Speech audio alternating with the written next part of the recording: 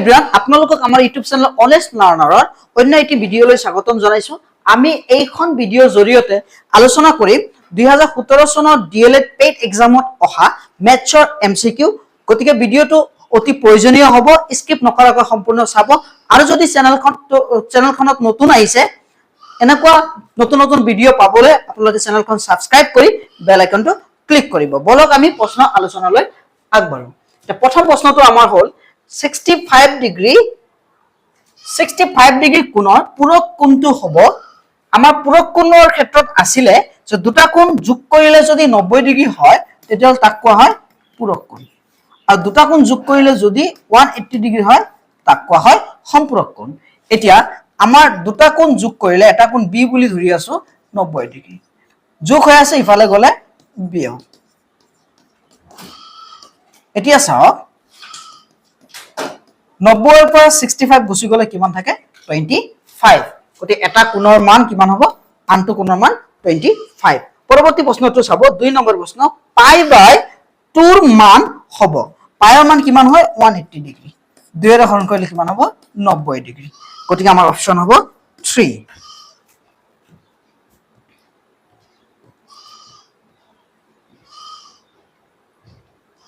তিনি নম্বৰ প্ৰশ্নটো চাব, যদি এটা বহুপদ ৰাশি -x² - x+1, বহুপদ ৰাশিটো আমাক দিয়া নাই, ভাজ্য আমাক দিয়া নাই। -x² - x+1 এৰে হৰণ, আমি যিটোৰে হৰণ কৰিছো এইটো হ'ল আমাৰ ভাজক, এইটো হ'ল ভাজক, এইটো হ'ল আমাৰ ভাজক, এইটো মাইনাস।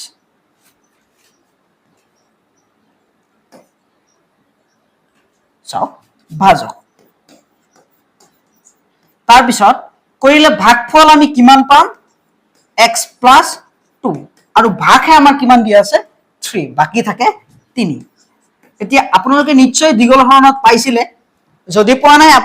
লিংক ডেসক্ৰিপচনত দি দিম, আপোনালোকে চাই ল'ব। ভাজক কিমান আছে আমাৰ -x² - x+1, ভাগফল কিমান আছে x+2, ভাগে 3। এতিয়া চাব x+2 আমি x ৰে পূৰণ কৰিম, ভাজ্যটো আমাৰ দিয়ে আছে, গতিকে চাওক x ৰে পূৰণ কৰিম -x² - x+1 আৰু +2 পূৰণ কৰিম আমি কাক -x² - x+1, প্লাষ্টিকটো থাকিবই। এতিয়া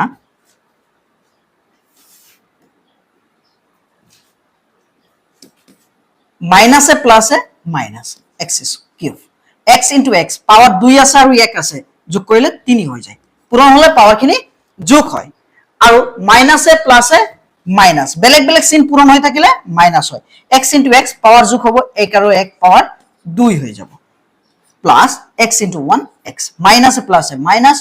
2x² মাইনাসে প্লাসে মাইনাস 2x প্লাস 2 3, 2 গুণ 2 হয়, আমি 2 বহাইছো। এতিয়া চাওক -x কে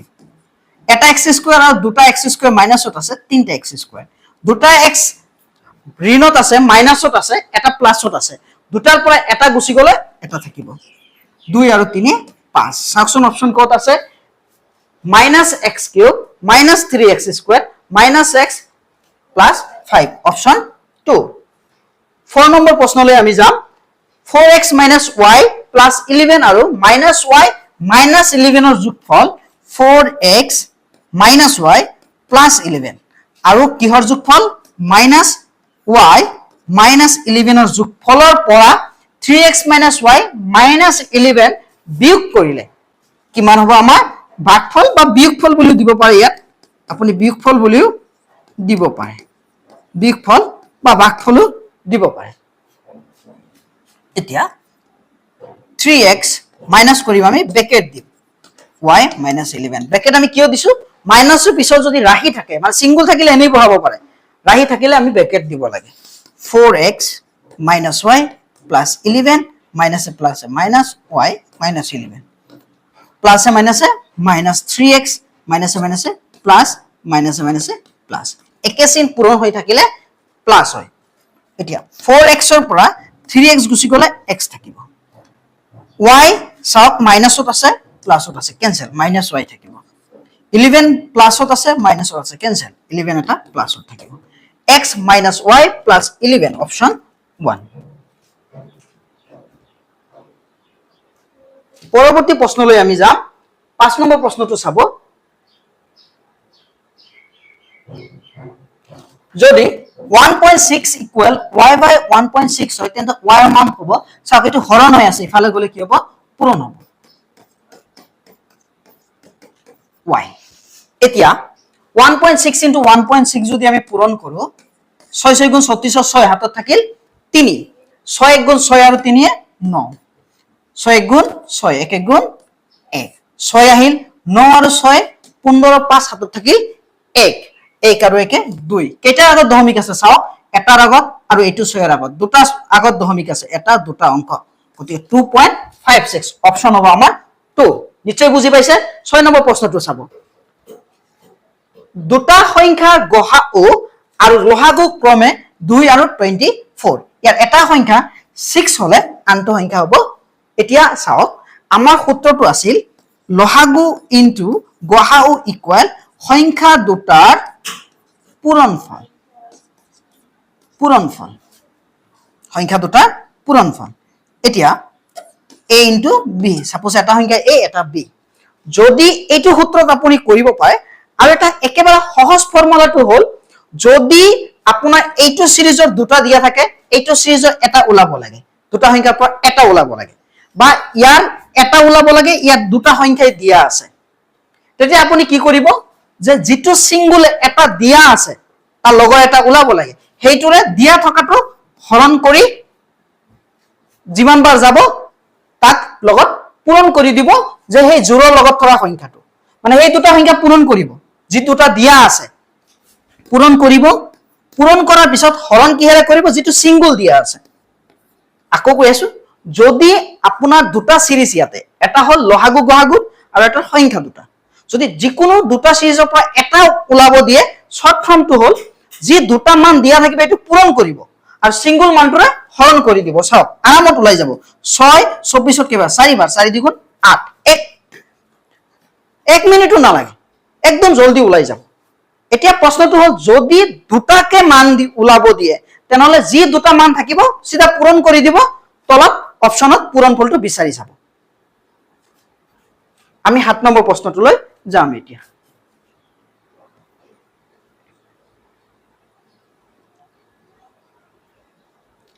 চাও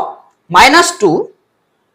-1 ৰ মাজৰ এটা পৰিমেয় সংখ্যা ওলাব লাগে মাজৰ এটা পৰিমেয় সংখ্যা ওলাবলৈ হলে নিয়মটো আমাৰ আছিল যিমান কেইবাৰ ওলাব দিব তাৰ লগত 1 যোগ কৰিব লাগে একবাৰ ওলাব দিছে আমি কি ওলাব লাগিব 2 যোগ কৰিব লাগিব সব 2 যোগ কৰি তলৰ ওপৰত পূৰণ ইয়াৰ তলত একো নাই মানে 1 আছে 2 2 গুণ 4 2 গুণ 2 ইফালে চাও -1 আছে তলত 1 আছে 2 এৰে এতিয়া চাও -2 2 কিন্তু -2/4/2 -2/2 ৰ মাজত এটা অপশনত নাই গতিকে আমি অপশনৰ পৰা আমি সলিউশন ওলাম কেনেকৈ ওলাম চাওক যেনেকৈ আমাক এটা ওলাব দিলে হৰ 2 হয় তেনেকৈ ইয়াতে হৰ কিমান আছে 5 আছে 8 আছে 10 আছে 6 আছে আমি 5ৰটো আগত কৰি চাম চাওক 5ৰটো চাব 2 পূৰণ 5 2 ৰ তলত 1 আছে 5 ওপৰত হ'ব 10 তলত 5 তেতিয়াহে হৰ 5 হ'ব আৰু -1 into 5 ইয়াতে 1 আছে into 5 -5/5 চাওক এতিয়া ইয়াৰ মাজত আমাৰ পৰিমেয় সংখ্যা কেইটা ওলাব -9/5 -8/5 -7/5 -6/5 -5/5 ওলাই গল আমাৰ -10/5 ৰ পৰা স্টাৰ্ট হৈছিল গতিকে এইখিনি ভিতৰত অপশনত আছে না নাই চাই লওক গতিকে অপশন আছে -8/5 গতিকে আমাৰ এনসার হ'ব 1 -8/5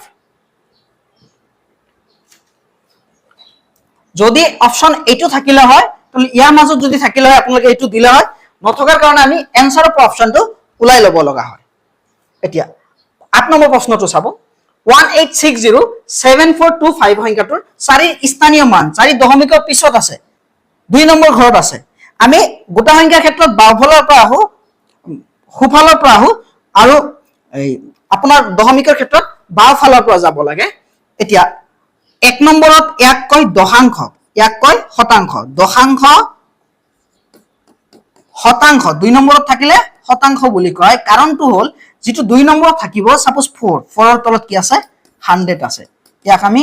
04 বুলি লিখো আৰু যেটো 1 নম্বৰত থাকে সাপোজ 1 নম্বৰত 7 আছে ইয়াৰ তলত 10 আছে 10 থাকিলে তলত দশাংশ বুলি কয় শতাংশ তাৰ পিছত যদি থাকে 1ৰ পিছত যদি 1000 থাকে সহস্ৰাংশ বুলি কোৱা হয় সহস্ৰাংশ গতিকে আমাৰ হ'ব সব 0.04 নহলে 4 শতাংশ হ'ব নিশ্চয় বুজি পাইছে আমি পৰৱৰ্তী প্ৰশ্নলৈ আগবাঢ়িম 9 নম্বৰ প্ৰশ্নটো চাব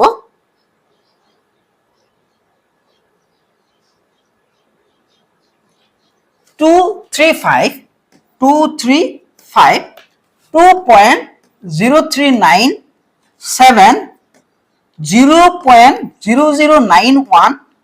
2.5 সংখ্যাকেইটাৰ যোগফল দশমিকৰ ক্ষেত্ৰত আমি যেনেকৈ নৰমালি যোগ কৰো তেনেকৈ যোগ হয় আমি 1 নম্বৰ দশমিকৰ পজিশনত চাওক 4 নম্বৰ পজিশনত চাওক 1 আছে 3 নম্বৰত চাওক ইয়াতে 9 আছে আৰু 9 আছে 18ৰ 8 হাতত থাকিল 1 2 নম্বৰত চাব ইয়াতে 3 আছে আৰু কতো নাই 3 আৰু 1 4 1 নম্বৰত চাব অনলি 5 আছে এতিয়া দশমিক শেষ হৈ গল দশমিক দি দিছো এতিয়া তাৰ পিছৰখিনি নৰমালে 5 2 গুণ 7 আৰু 5 আৰু 2 যোগ কৰিলে 7 7 আৰু 7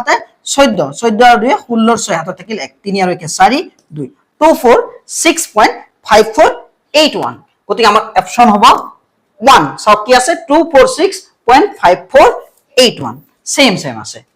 এতিয়া 10 নম্বৰ প্ৰশ্নটো চাব 2 1 1/2 1/4 10 নম্বৰ প্ৰশ্নটো ৰিজনিংৰ পৰা লোৱা হৈছে যেহেতু ইয়াৰ লগত গণিতৰ লগত মিল আছে গতিকে আমি তাৰ পৰা লৈ লৈছো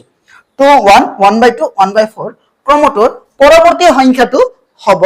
এতিয়া চাওক 2 এৰে যদি আমি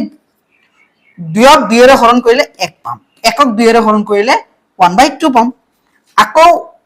1 হ'ব 1/2 পাম এতিয়া 1/2 ক যদি আমি 2 এৰে হৰণ কৰো তেতিয়া তলত 2 পূৰণ হ'ব হৰণ কৰিলে তলত পূৰণ হয়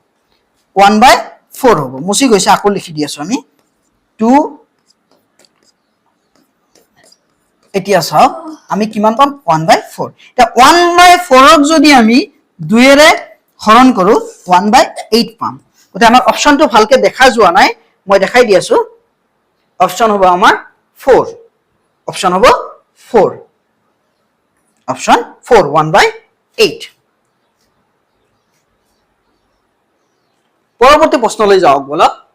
11 নম্বৰ প্ৰশ্নটো চাব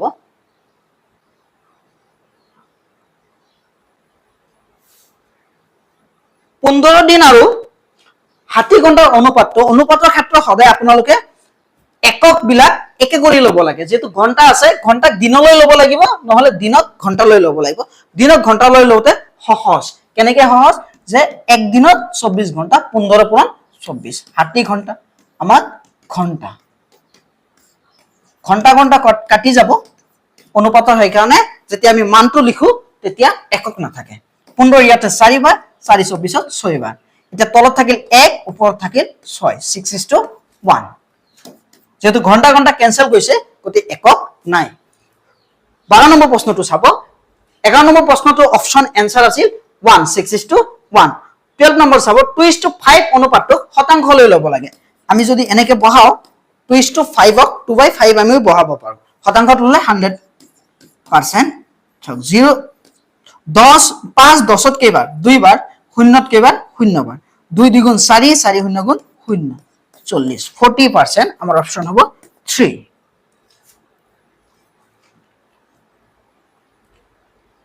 পৰৱৰ্তী প্ৰশ্নলৈ যাও বলা 13 নম্বৰ প্ৰশ্নটো চাব কি কৈছে 250 টকাৰ 30% ৰ লগত 250 টকাৰ 30% মানে 30/100 500 টকাৰ 40% যোগ কৰিলে 500 টকা 40%, 40/100। এতিয়া কি কৰিব, একেবাৰে সহজ সহজ, 0 0 কাটি দিয়ক, 0 0 কাটি দিয়ক, 3 25 গুণ কিমান 75, 0 0 কাটি দিয়ক, কাটি গল। এতিয়া 4 0 গুণ 0, 4 5 গুণ 20, 200 আৰু 75 কিমান হ'ব 275। অপশন হ'ব আমাৰ 1 275। 14 নম্বৰ চাব, যদি x ৰ মান 2 হয় তেন্তে x plus x whole x power x ৰ মান হ'ব, x ৰ মান 2, 2 into 2 পাৱাৰ 2, যত যত x আছে আমি 2 বহাই দিছো। এতিয়া 2 2 2ক স্কয়াৰ কৰিলে 2 2 গুণ 4, 4 2 গুণ 8, 8 আৰু 2 10। অপশন হ'ব আমাৰ 4 10। পৰৱৰ্তী প্ৰশ্নলৈ যাম। এটা বৃত্ত পৰিধি হল 2 পাই r, আৰু কালি সমান হলে বৃত্তটোৰ ব্যাস, আৰু স্প্লিংটো চাব, আৰু স্প্লিংটো এনেকুৱা হ'ব লাগিছিল, পিপিটি কৰোতে এনেকুৱা হৈ যায়। এতিয়া সমান হলে বৃত্তটোৰ ব্যাস ওলাব লাগে। এতিয়া পৰিধি হল 2 পাই r, কালিৰ সূত্ৰ হল পাই r স্কয়াৰ। এটো আমি পৰিধিৰ সূত্ৰ বহাইছো, এটো কালিৰ সূত্ৰ বহাইছো। এতিয়া পাই পাই ক্যান্সেল, দুটাত r আছে, এটা r ক্যান্সেল যাব, এটা r থাকি যাব, ইয়াতে 2 থাকি যাব, r এর মান 2। আমি জানো b ইকুয়াল 2r, ব্যাস ইকুয়াল 2 ইনটু ব্যাসার্ধ। এতিয়া r এর মান আছিল 2, 2 দ্বিগুণ কিমান 4। অপশন হ'ব 4, যেহেতু ইয়াতে কোনো একক নাই, সেন্টিমিটার বা মিটার তেনেকুৱা নাই, গতিকে 4 একক। যদি কোনো সেন্টিমিটাৰ বা মিটাৰ থাকে, স্কয়াৰ থাকে বা যেনেকুৱা থাকিব এককটো, তেনেকে আপোনালোকে এককটো বহাব। এতিয়া ভিডিও আমাৰ এইখিনিয়ে আছিলে,